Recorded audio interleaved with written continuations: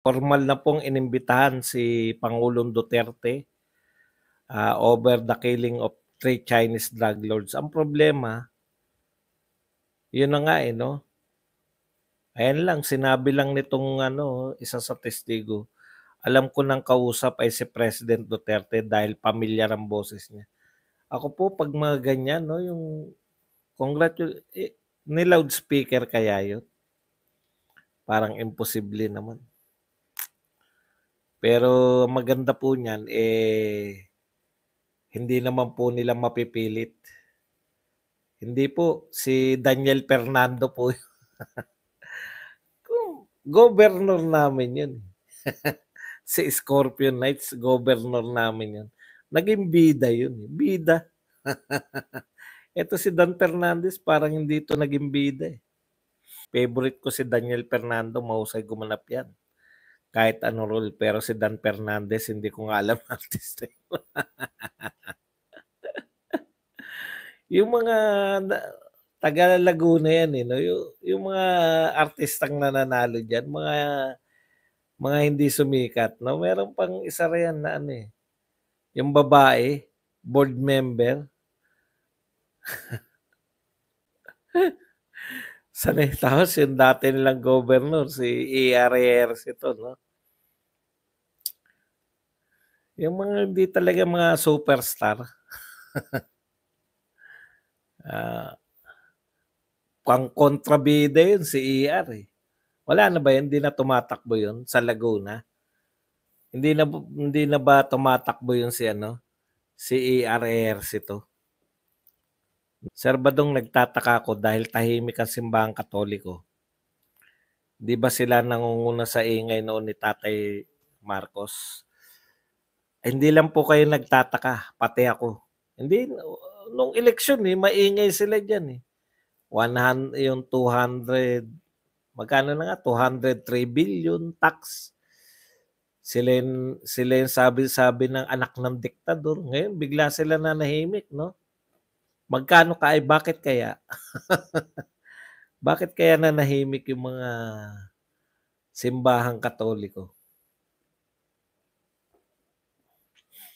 Alam niyo po, sa totoo lang, tahimik naman yung ibang religious group. Wala naman pong hindi naman po sila mahilig sumausaw sa politika Kahit noon pa, wala naman pong religious group. Pero nila pagtatakbo yung mga leader nila. Pero yung Katoliko po, hindi po nanahimik yan. Lagi pong kasama sa politika yan. Angelica Jones, di ba?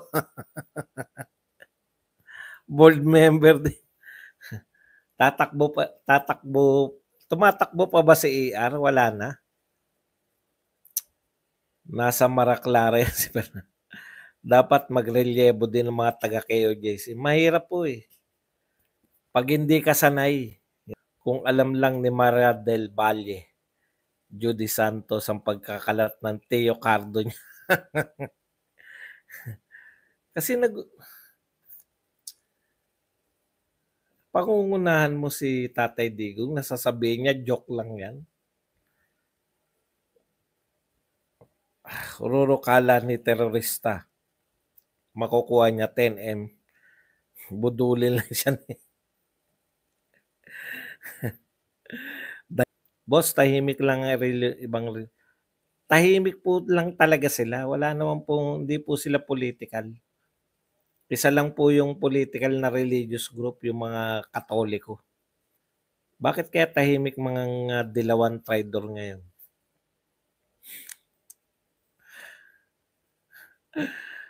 Doon ka magtaka sa kanila, no? Bakit sila? Tas pinagpipilitan nila, sila daw yung genuine na opposition. Ngayon sila nanahimik, yung mga Katolikong pari, kasi takot sila sa presidente ng bangag na ipasara yung simbahan nila.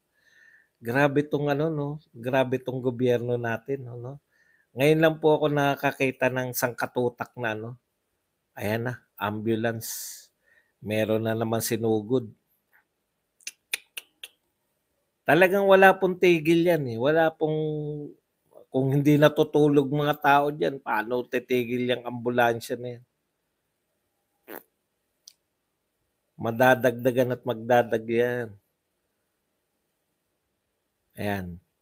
Sabi po, today's serving of arrest warrant by the PNP's epic fail witnessed by the whole world. Kakahiya po yan, no? 2,000. Akala mo, pwede pala nating, alam nyo kung yan po ginawa nyo, kada pogo, ganyang karami, huli lahat ng mga illegal pogo. Parang wala tayong magawa sa mga illegal pogo, no? Dami pala natin pwedeng walang choice mga dilawan ngayon kasi kung babati ko sila sa Marcos admin, baka maupo si BP Sara. Titignan natin sa 2028 election, full-blown na banat nila sa mga Marcos. Business, wala na. Malulusaw na po yung mga dilawan. Pag natalo po sila ngayon, wala na. Wala na magna-national dyan. Shell joke na.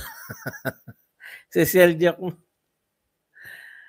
Ewan ko, yan yung problema ng mga dilawan. Wala sila sa realidad. Alam niyo, wala sila. Mas may realidad pa si Trillanes eh. Di ba sabi ni Trillanes, makipag-deal tayo sa administrasyon.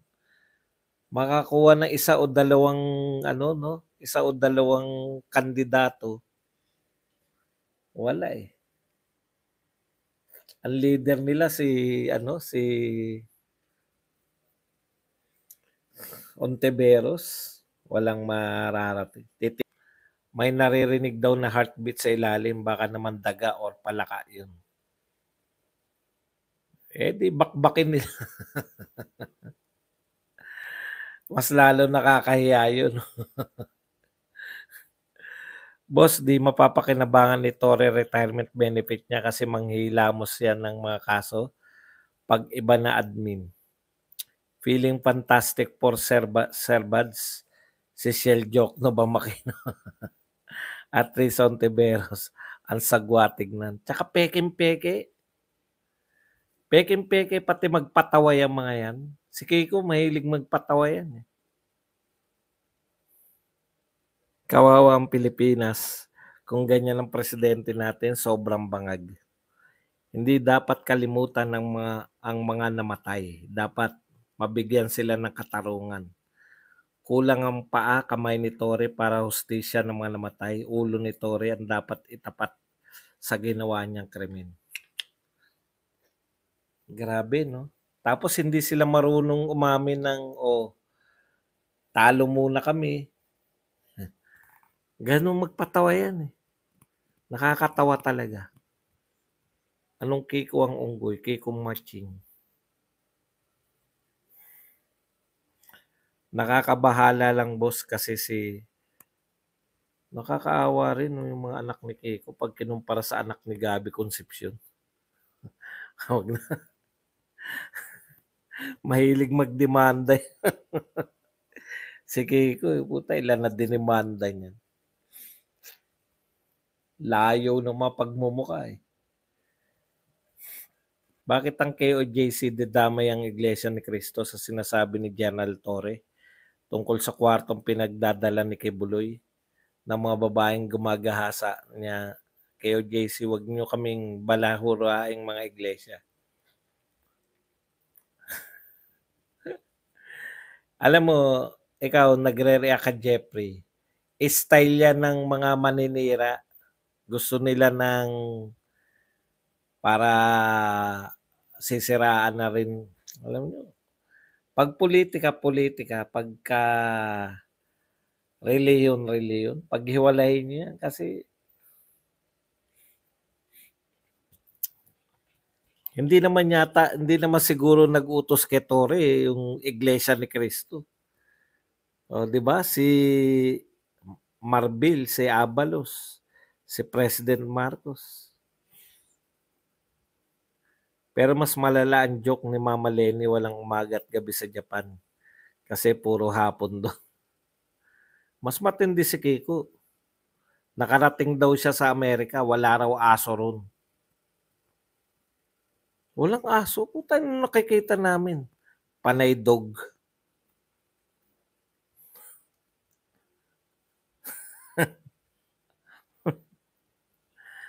May kasabihan nga, si Shell Jokno mukhang seryoso siya sa forfeit niya sa Senado next year, Sir Bad, sana all.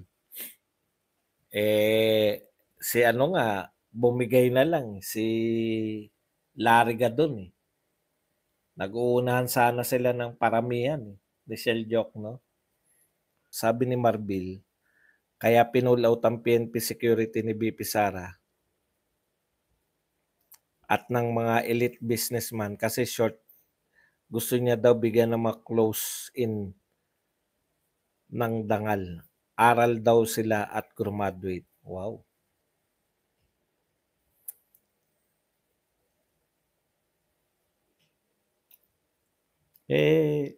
Talaga namang nung kunento ni BP Sara nagtaka raw siya bakit umepal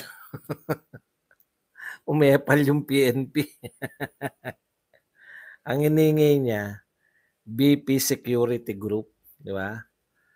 Parang PSG. Umepal daw yung PNP. Alam nga naman tanggihan niya. Hindi naman binatan, sabi na lang hindi ugali na ANC ang magharas. Si Torre po ang pinagsabihan. Kaya nga dapat ano na no? Dapat maging sensitive kasi pag dinala niyo yung sarili yun, inangguluhan niyo ng relihiyon yan. Kami nga mga Katoliko, wala naman nagsasabi. Ang Katolikong si Marcos ay pinaghihinalaan gumagamit. Wala namang ganun. Tatak sa history ng Philippine politics yan si Jokno, ang pinakamaraming tao na senador. Oo, talaga kasi pag senador tinatakbuhan mo, nakaisa, tsamba lang Baka manalo na ako sa susunod. Yun yung kunwari, 'di ba 12? Kung mga 14 ka, may pag-asa ako. 14 na ako Dalawang hakbang na lang 'di ba? Ganun talaga no? Pang 14 na ako, takbo pa kaya ako si Shell Jokno, yung unang takbo yata niya, pang 68 yata yan 68? Konti na lang yun Takbo ulit ako. Naging 74 na siya. 74? Konti na.